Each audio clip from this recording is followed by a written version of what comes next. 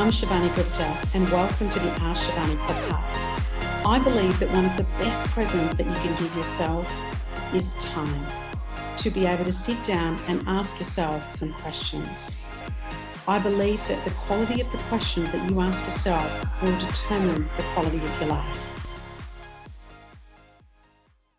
Hi, and welcome to the Ask Shivani podcast. I am so excited to have Ben Walker on our podcast today. I met Ben through this amazing organisation, EO, Entrepreneurs Organisation, that you may have heard me talk about before, but let me talk to you a little bit about Ben.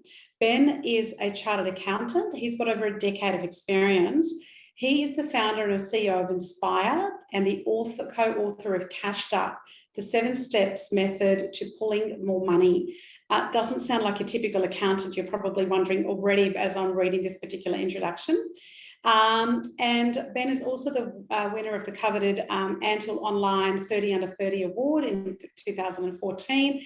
And he was also named a finalist in the Brisbane Young Entrepreneur of the Year award. Welcome, Ben.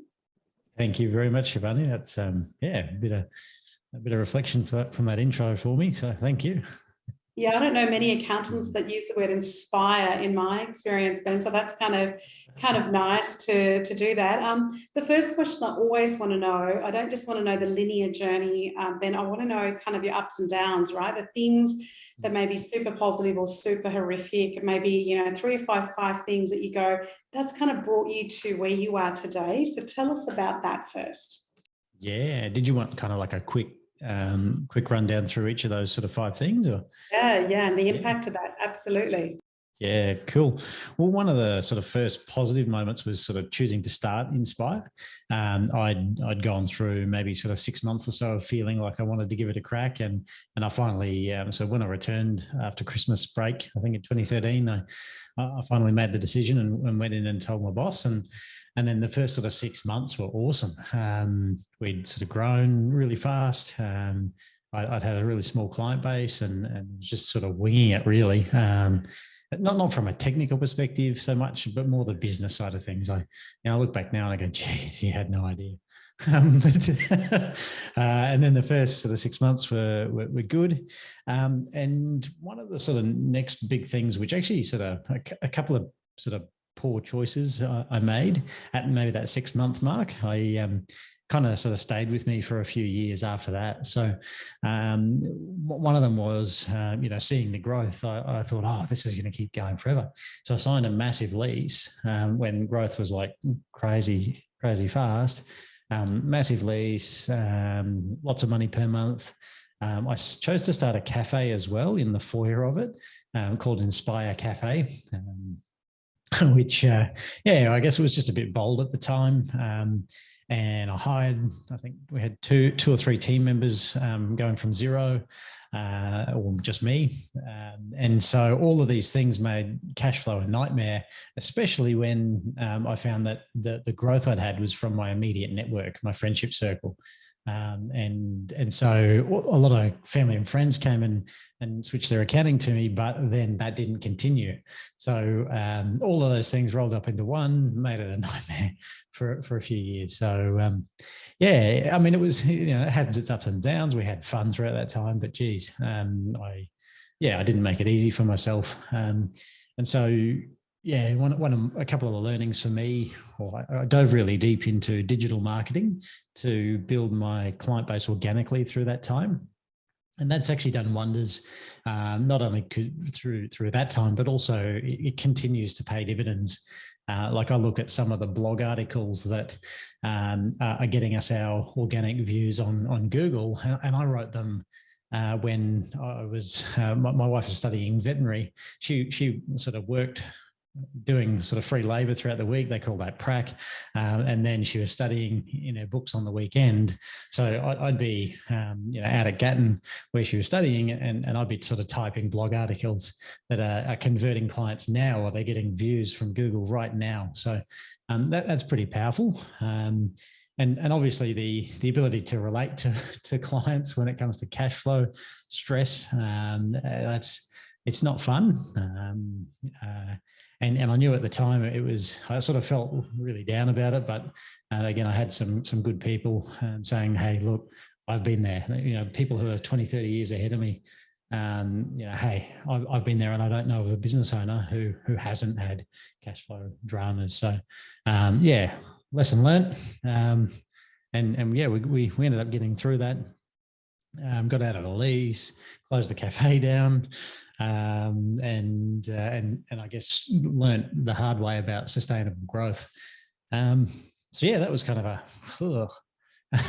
time of life. They're tough lessons, aren't they? Yeah. Yeah, absolutely. But again, they teach us so much, and I think that's the interesting thing about challenges.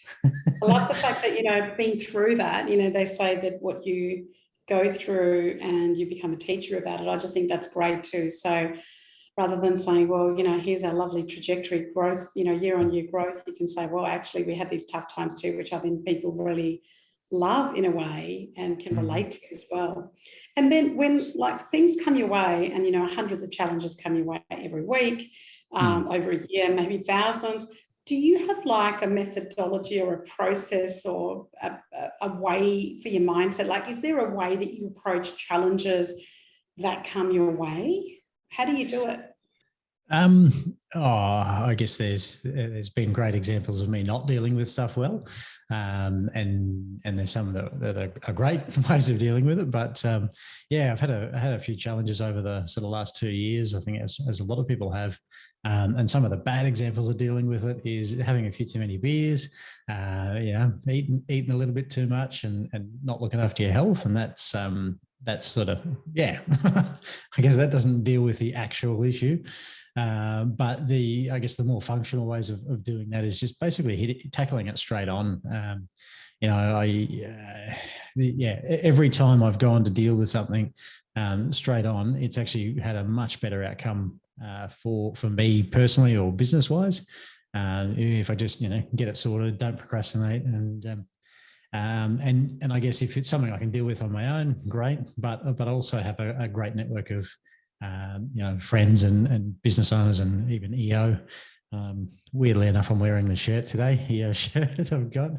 But again, if it's a really tough one, then I'll go and get some assistance through experience shares at EO, or ring up a couple of mates who've gone through something similar. So again, after the last 2 years, I don't know that much can throw me off. Yeah, I think it is, isn't it? It's been fairly challenging for a lot of us around that.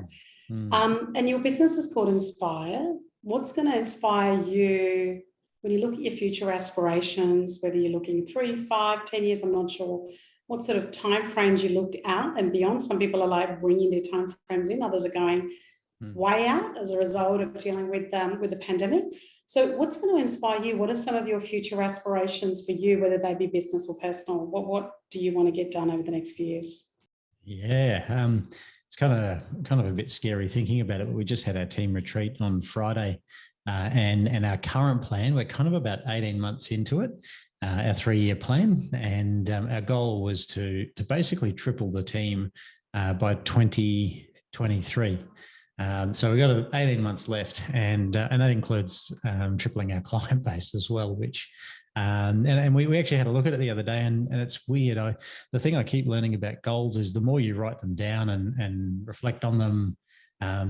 This, I think I had it in The Secret, the law of attraction, all that sort of stuff. It's weird, but I've got too many examples of it working to think it's all a heap of bollocks. But so I've been kind of blown away with that stuff, and we're on track to do that. At Inspire as well, we do tax for small business owners. We have a proactive tax and accounting service. But what we're looking to add to that is a really cool way of helping business owners grow their profit. So next year we'll be on rolling out our product called Total Financial Control. With the goal of helping our clients understand their numbers and ideally grow their profit and business value. So that's 2022. And then in that last year, adding a wealth service. So the focus is on building the family's wealth. That's kind of the overview or the future of where I'm taking Inspire, and building up a great team. We've got an awesome leadership team, and and even that's that's taken a few years to bring together. So yeah, I feel like we're in a great place, and it's an exciting few years ahead. I keep learning stuff every week, every day, really. I think what's phenomenal about what you just shared, Ben, is, on one hand, you're talking about the challenges that COVID has brought, and which it has to so many of us, as we were just speaking about. But then on the other hand, you're kind of almost inspiring to say, like, to go through that period and say, we're going to triple our client base. We're going to triple our team to be able to service those clients. We're going to, like, they're quite big, inspirational, lofty goals, and you're kind of still on track. So I think that's pretty cool in terms of being able to say, look, it's really hard, but we're kind of really living up to the name in terms of what we do, which is super cool. That brings me to my next question, Ben, in terms of in terms of your philosophies around leadership.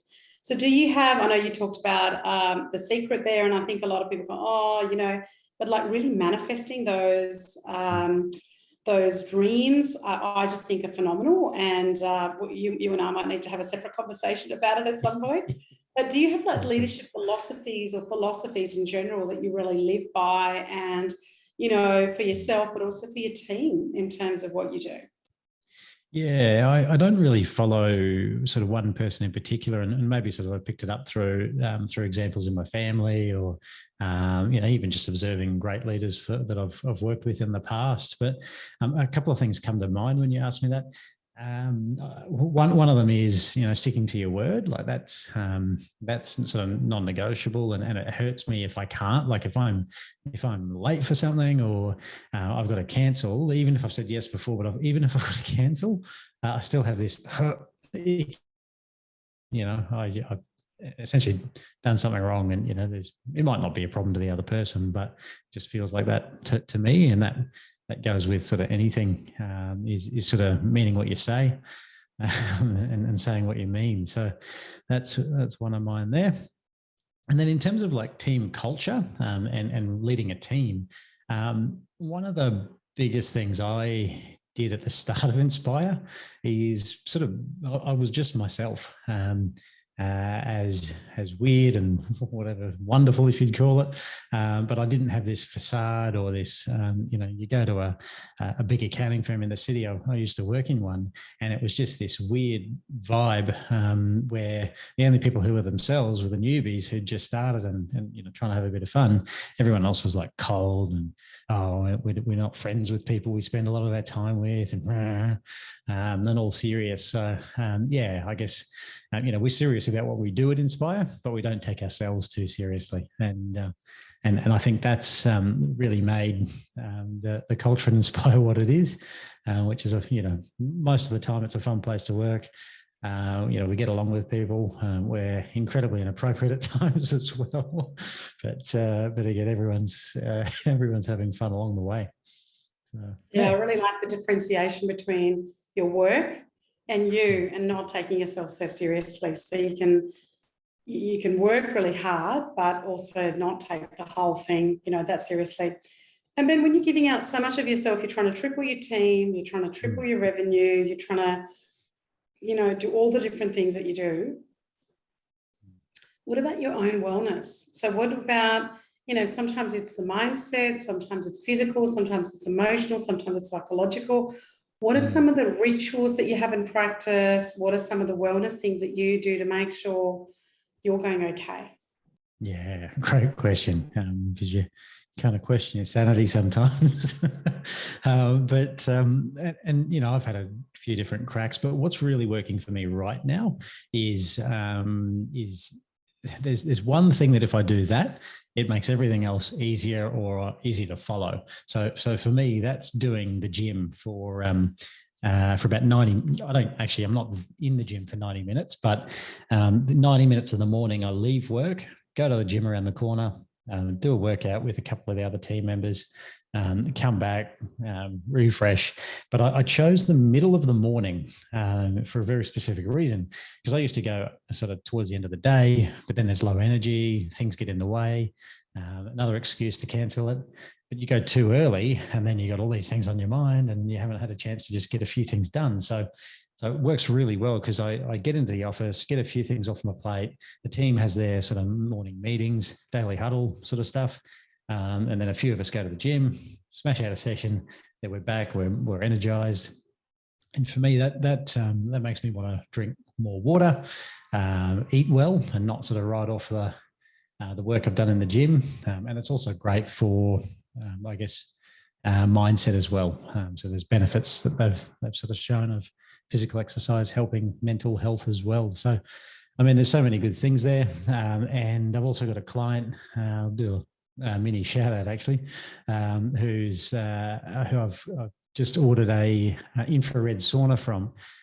So hoping to do quite a few sessions in that one. So their business is called Found Space, and they have awesome Australian-made infrared saunas, and there's so many benefits if you read into it of 30 minutes, 45 minutes in infrared sauna, and the benefit it has on sleep, weight loss, detoxifying, they even have Bluetooth speakers in them when you can plug in some meditation. So you can kind of like tick off so many different things at once, nice and efficient, like an accountant would like it.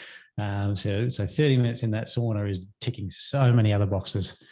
So yeah, that's kind of my two headlines: is the gym and in about 2 days the sauna. Oh, that sounds awesome. I've written that down. I'm like, right, I'm going to check that out too. That sounds great. And I love the efficiency part of it. Where do people find you? How do they find out more about you, Ben, as a person and as a leader, but also about your business? Where do they go to? What platforms are you on? Yeah, so me as a person, I've got a personal website, benwalker.com is my personal website.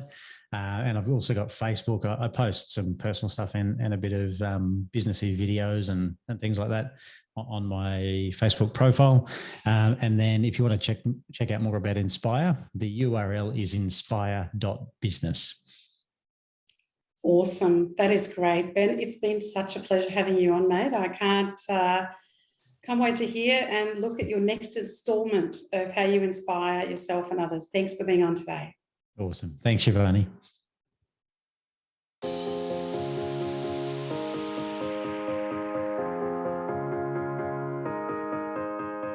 I'm Shivani Gupta, and you've been listening to the Ask Shivani podcast, where I got to ask some questions. Thank you so much for listening. Please follow Ask Shivani on Facebook, Instagram, and LinkedIn. And if you haven't done so, please go to the Apple podcast and subscribe, rate, and review this podcast. It would mean a lot. Thank you.